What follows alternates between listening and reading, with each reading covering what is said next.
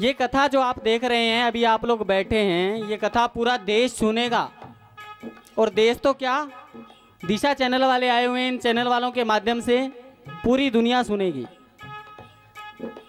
अगर उन दुनिया वालों को ये पता लग गया कि हल्दी घाटी के लोग जब महाराणा प्रताप को याद किया जा रहा था तो वो हाथ बांध के बैठे थे। आपका नैतिक कर्तव्य बनता है, हम लोग इतनी दूर से आए हैं, आप लोगों का इतना सा कर्तव्य बनता है कि दोनों हाथ उठा करके ताल के साथ ताली, पीछे से पूरा पीछे तक।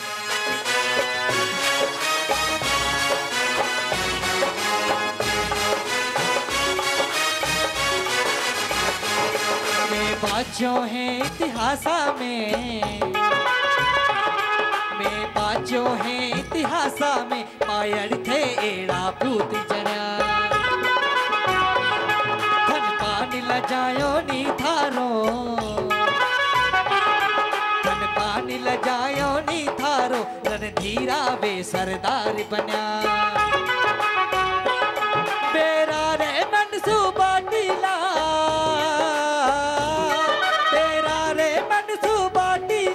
सारा पड़ गया उनने आगे, वो झुक्यो नहीं नरिना हरियो, अकबर री सेना रे आगे। हिंदुआ सूरज में वाड़ी रतन, हिंदुआ सूरज में वाड़ी रतन, वो महाराणा प्रताप कथे, मायर थारो वो पूत कथे, वो एक लिंग दीवान कथे, वो महाराणा प्रताप कथे।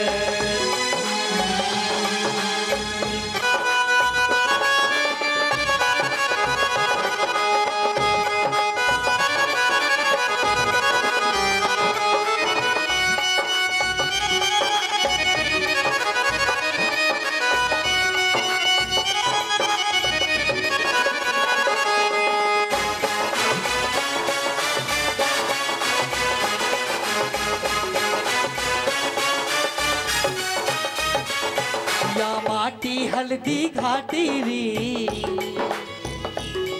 या माटी हल्दी घाटी री, लागे केसर और चंदन है, माथा पे तिल की रोइन रो, माथा पे तिल की करो इन रो, इन धरती में नित वंदन है,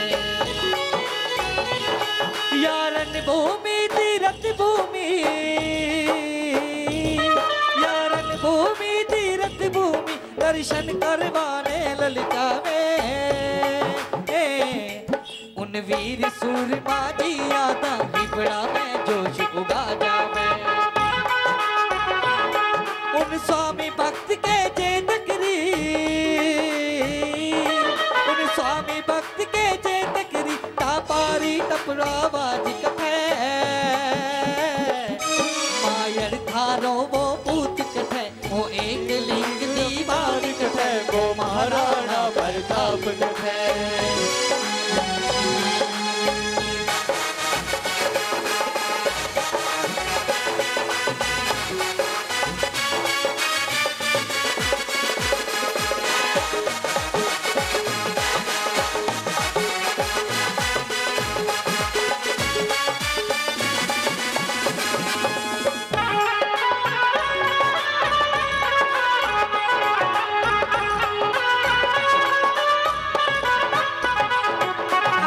शक्ति बेरासों में,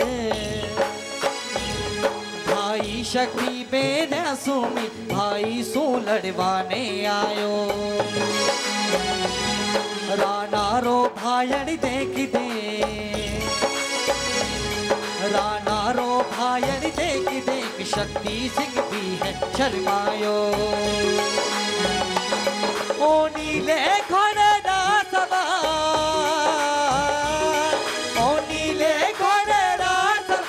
रुक जाओ थे रुक जाओ, चरना में आय पड़ो शक्ति, बोलो पर मैं तो पछतायो, ओ गले मिला भाई भाई, ओ गले मिला भाई भाई, यू राम भरत रो मिलन कठे, मायर थारो वो पूत कठै, वो एक लिंग दीवान कठै, वो महाराणा प्रताप कठै। हल्दी घाटी में समरी लड़ो, हल्दी घाटी में समरी लड़ो, पहुंचे टकरो असवार कठै, मायर थारो वो पूत कठै, वो एक लिंग दीवान कठै, वो महाराणा प्रताप कठै।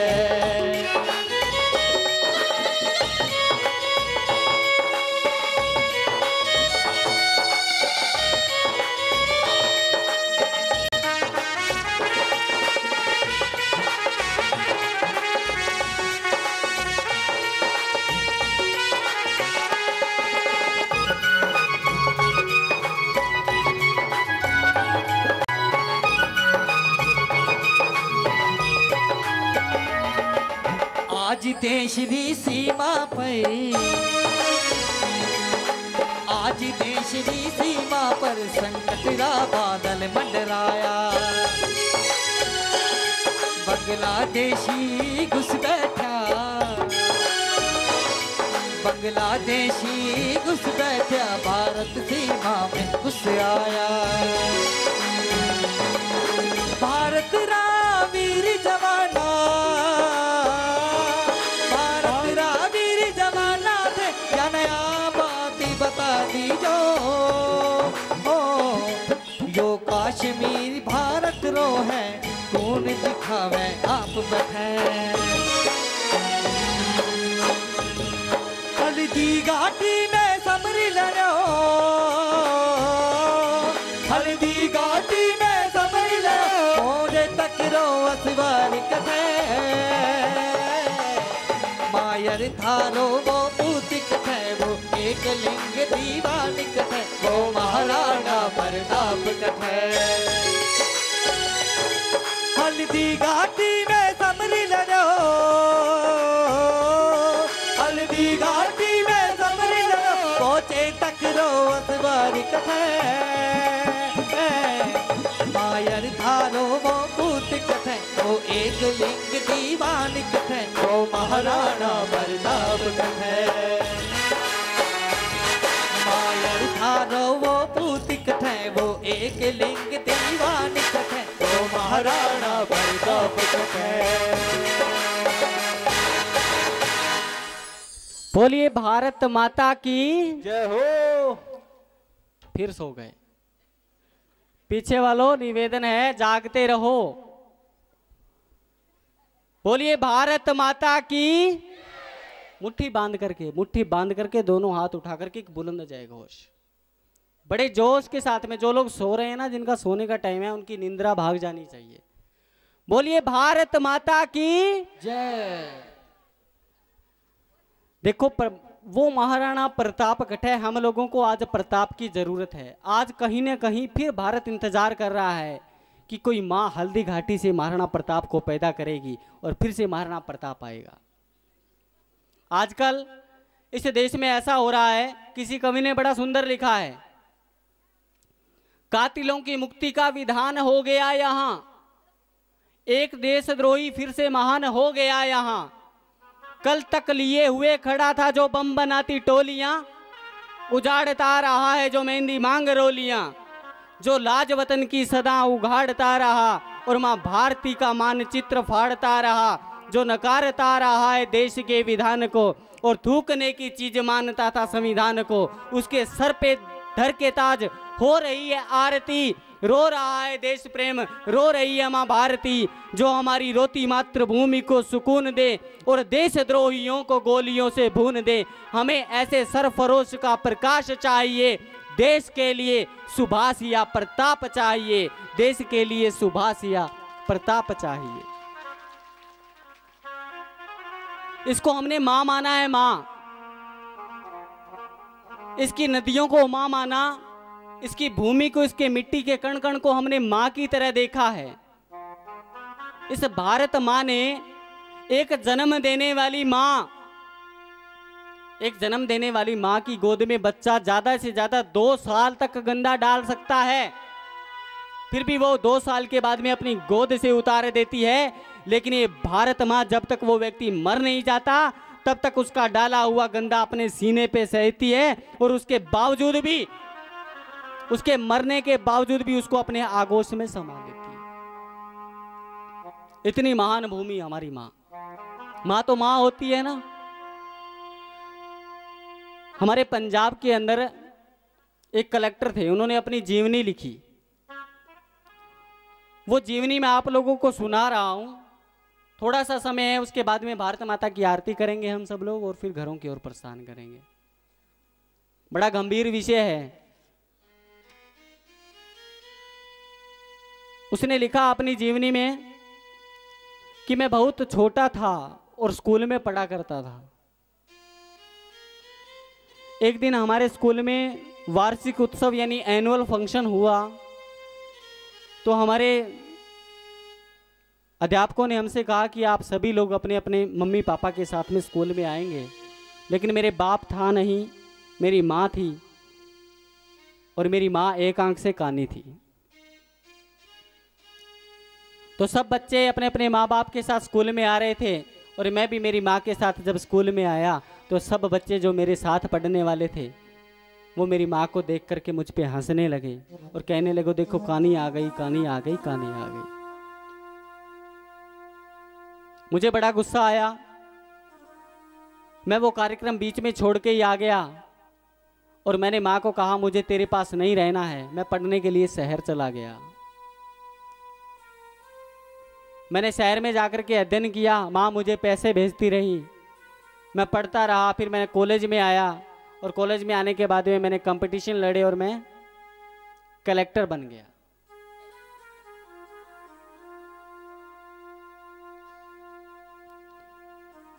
कलेक्टर बनने के बाद में मेरे लिए रिश्ते आने लगे, तो मैंने एक अच्छी सी लड़की देखी और उससे शादी कर ली। और भगवान की बहुत कृपा रही कि मुझे उस कानी माँ का मुंह नहीं देखना पड़ा और हमारा घर बार अच्छे तरीके से चल रहा था। थोड़े समय बाद में मेरी पत्नी ने 2 सुंदर सुंदर बच्चों को जन्म दिया और समय बीता, मेरे बच्चे स्कूल जाने लगे। आखिर एक दिन जेठ की दोपहरी थी, किसी ने आकर के हमारे दरवाजे पे दस्तक दी। जब मैं शहर में था, हमारे गेट को बजाया आकर के। तो जैसे ही गेट खोला मेरे बच्चों ने जाकर के, तो वो डर करके अंदर भाग गए वापस। मैं गेट पे गया तो मैंने देखा वो मेरी कानी माँ खड़ी थी। मुझे बड़ा गुस्सा आया, मैंने उसे धक्के दे दे के बाहर निकाल दिया। मैंने कहा, तू चली जा यहाँ से, क्यों आई है यहाँ? देखती नहीं मेरे बच्चे तेरे को देख के डर गए। मैंने उसको धक्के दे दे के बाहर निकाल दिया। मैं नहीं जानता कि वो वहां से कहां गई, किधर गई, मैं बिल्कुल भी नहीं जानता। उस दोपहरी में वो कहां भटक रही है। थोड़ा और समय बीता तो गांव के स्कूल से एक लेटर आया कि जो बच्चे यहाँ से पढ़ के गए हैं और जो अच्छी पोस्टों पे लगे हैं, उनका हम लोग एक प्रोग्राम कर रहे हैं। उस प्रोग्राम में आपको मुख्य अतिथि के रूप में हम लोग बुला रहे हैं। तो एक बार मैंने सोचा कि अगर मैं गांव में जाऊंगा तो वो मेरी कानी माँ फिर आ जाएगी, फिर मेरी इज्जत खराब करेगी। तो एक बार मैंने सलाह हटा दी कि मैं नहीं जाऊंगा। लेकिन दूसरी तरफ मैंने सोचा कि आजकल ज़मीनों के भाव बढ़े हुए हैं गांव में, तो अगर कोई अच्छे दाम देगा तो ज़मीन को बेच आऊँगा। तो इस बहाने से मैं उस कार्यक्रम में चला गया। मैं कार्यक्रम में गया, मैंने कार्यक्रम अटेंड किया, लेकिन मेरी माँ नहीं आई। कार्यक्रम खत्म होने के बाद में मेरे घर की तरफ गया तो घर के गेट बंद थे। मैंने गेट खोला और देखा कि उसमें कई दिनों से झाड़ू नहीं लगी है। मैंने पुकारा कि माँ, माँ तू कहाँ है माँ? पड़ोसी का बच्चा आया दौड़ा दौड़ा और उसने मेरे हाथ में एक चिट्ठी पकड़ा दी और चिट्ठी पकड़ा के मुझे बोला कि भैया आपकी माँ को तो मरे हुए 10 दिन हो गए हैं।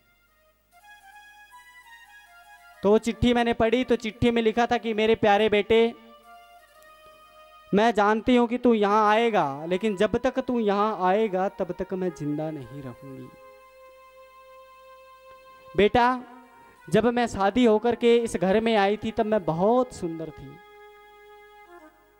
बहुत सुंदर थी मैं। हमारा जीवन बहुत अच्छा चल रहा था। कुछ दिनों बाद में तू हुआ और तेरे होते ही तेरे पिताजी का स्वर्गवास हो गया बेटा। अगर मैं चाहती तो दूसरा घर बसा सकती थी, लेकिन मैंने तेरी खुशी के लिए दूसरा घर नहीं बसाया। थोड़ा और समय बीता, एक दिन तू खेल रहा था तो तेरे खेलते खेलते आंख में चोट लग गई और तेरी आंख बाहर आ गई।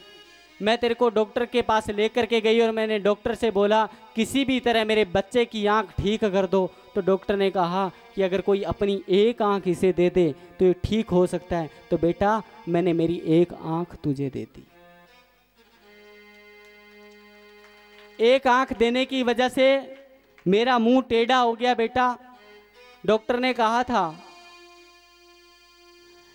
मैं उस दिन तेरे घर पे ऐसे ही नहीं गई, क्योंकि डॉक्टर ने कहा था कि 20 साल बाद हो सकता है कि आँख खराब हो जाए, तो ज़रा इसको संभाल लेना। मैं देखने गई थी कि तुझे दोनों आँखों से ठीक दिखाई दे रहा है या नहीं दे रहा। बेटा अगर तेरी वो आँख खराब हो गई होती तो मैं मेरी दूसरी आँख भी तेरे को दे देती।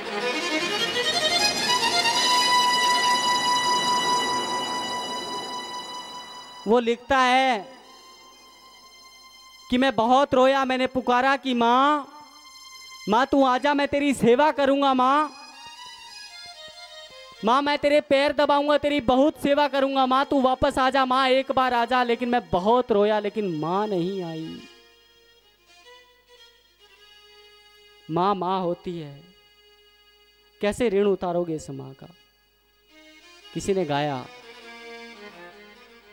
तू कितनी अच्छी है, तू कितनी भोली है, ओ माँ ओ माँ।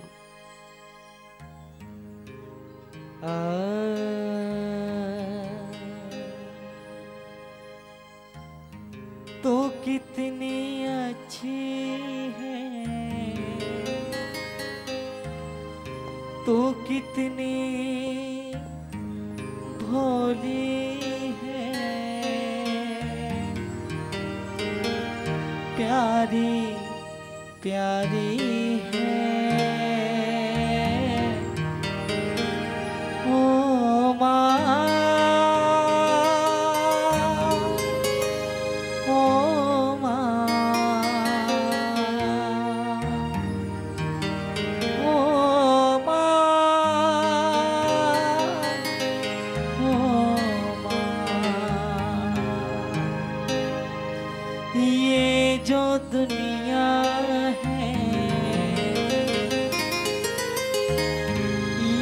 बन कांटों का, तो फुलवारी है,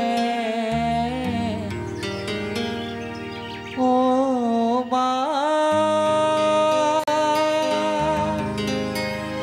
ओ माँ ओ माँ।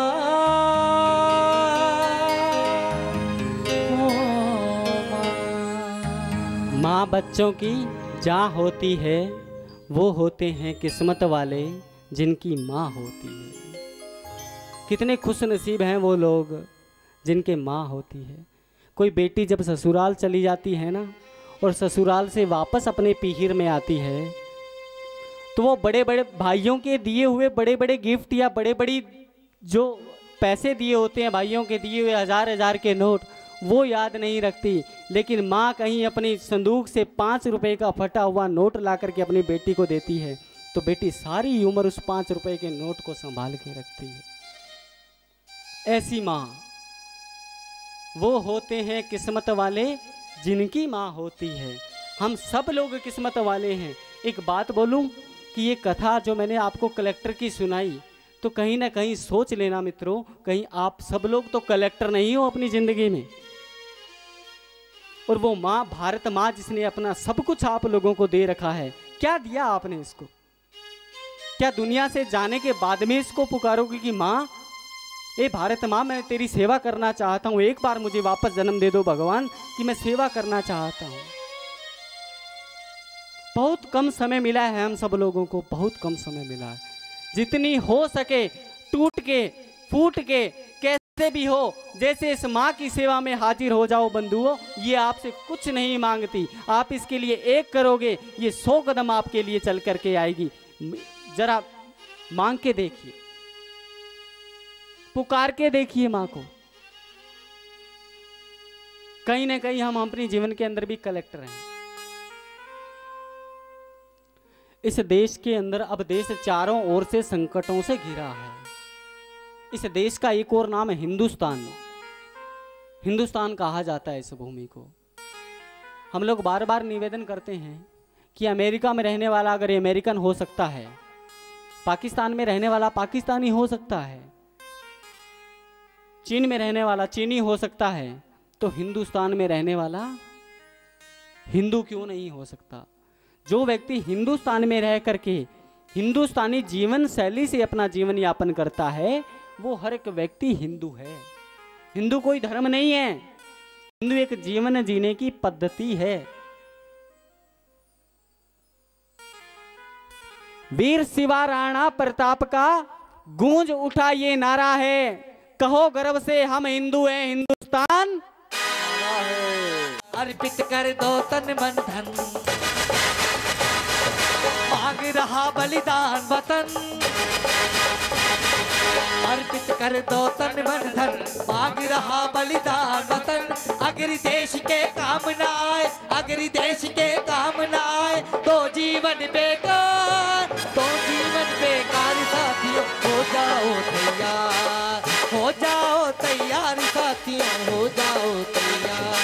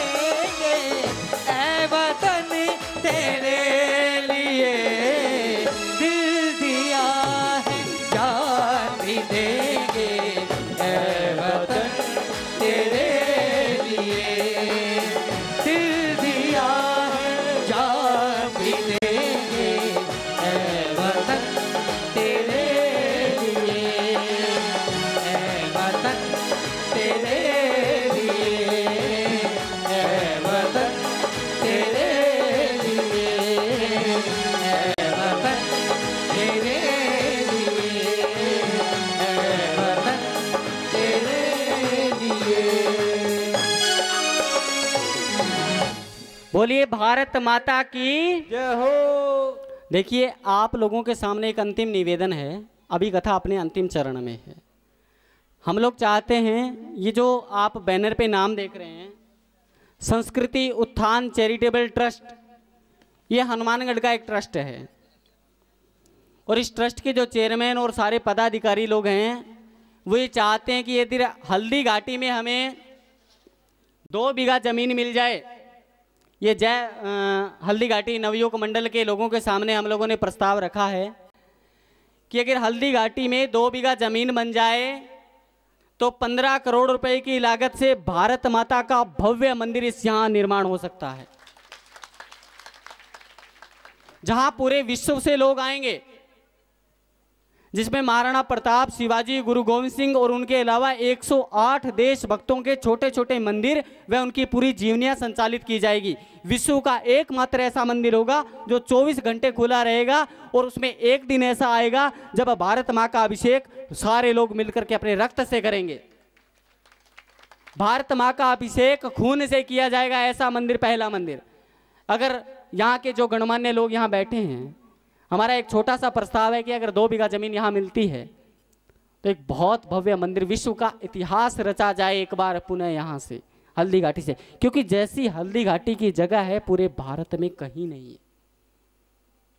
जो संस्कार, जो शौर्य, जो स्वाभिमान हम लोगों को चाहिए वो इसी भूमि से मिलेगा और कहीं से मिल ही नहीं सकता। और पूरे देश के लोग, चाहे वह किसी भी धर्म का हो, किसी भी पंथ का हो, किसी भी जाति का हो, सब लोग वहां आकर के इकट्ठा हो सकते हैं। तो ऐसी हमारी कामना है। दूसरा कि इस कथा के लिए संस्कृति उत्थान चैरिटेबल ट्रस्ट को हमारे यहाँ उत्तर प्रदेश से गोरखपुर से आत्माराम जी द्विवेदी यहाँ पहुँचे हैं। उन्होंने संस्कृति उत्थान चैरिटेबल ट्रस्ट को इस कथा के सहयोग के लिए, ये चैनल पे लाइव आ रही है और डी लाइव आ रही है, तो सब चीज़ों के सहयोग के लिए 1,01,000 रुपये का सहयोग किया है। कृपया जोरदार तालियों से अभिनंदन। द्विवेदी जी आपका हम लोग हार्दिक अभिनंदन करते हैं। और माताओं से, और जितने लोग यहाँ बैठे हैं, देखिए माताएं कितनी जागरूक हैं, इनकी संख्या बहुत है। आखिर हमारे भाइयों को ऐसा कौन सा काम आ गया कि जो रात को 3 घंटे देश के लिए नहीं दे सकते। देश से ज़्यादा जरूरी कोई काम नहीं हो सकता, राष्ट्र से ज़्यादा कुछ भी नहीं हो सकता। इसलिए आप सब लोगों से मैं करबद्ध प्रार्थना करता हूं कि कल ठीक 8 बजे आप लोग यहां आएंगे और एक एक व्यक्ति को जरूर साथ में लेकर के आइएगा। लेके आओगे ना? लेके आसियो? दोनों हाथ उठा करके स्वीकृति दीजिए कि हाँ हम लोग लेकर के आएंगे। कल ठीक 8 बजे आपसे फिर दोबारा मुलाकात होगी। अब मैं आग्रह करता हूं कि आप सभी लोग अपने अपने स्थान पे भारत माता की आरती के लिए खड़े हो जाएं। आप सब लोग प्रेम से आरती करेंगे। घोरम करुणावतारम संसार सारम भुजगेन्द्रहारम सदा वसंतम हृदहार बिंदे भवम भवानी सयतम नमामि। ज्योति जला निज प्राण की, बातीगढ़ बलिदान की, चले उतारे आरती, माँ की पावन आरती। ज्योति जला निज प्राण की, बातीगढ़ बलिदान की, चले उतारे आरती, माँ की पावन आरती, माँ की पावन आरती।